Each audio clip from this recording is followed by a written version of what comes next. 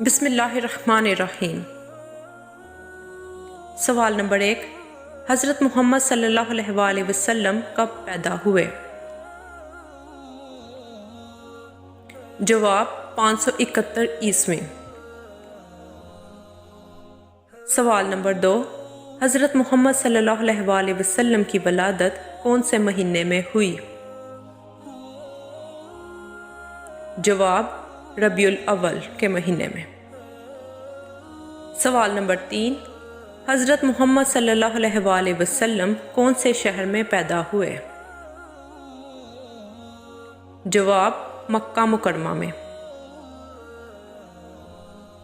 سوال نمبر 4، حضرت محمد صلی اللہ علیہ وآلہ وسلم کس قبیلہ سے تعلق رکھتے تھے؟ جواب بنو ہاشم۔ سوال نمبر 5، حضور صلی اللہ علیہ وآلہ وسلم کا نام محمد کس نے رکھا؟ جواب ہے ان کے دادا حضرت عبد المطلب نے۔ سوال ہے حضرت محمد صلی اللہ علیہ وآلہ وسلم کی والدہ نے آپ کا نام کیا رکھا تھا؟ جواب احمد۔ سوال ہے حضرت محمد صلی اللہ علیہ وآلہ وسلم کی والدہ ماجدہ کا نام کیا تھا؟ جواب ہے حضرت آمنہ۔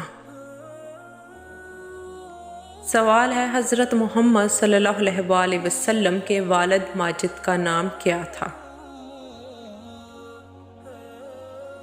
جواب حضرت عبداللہ۔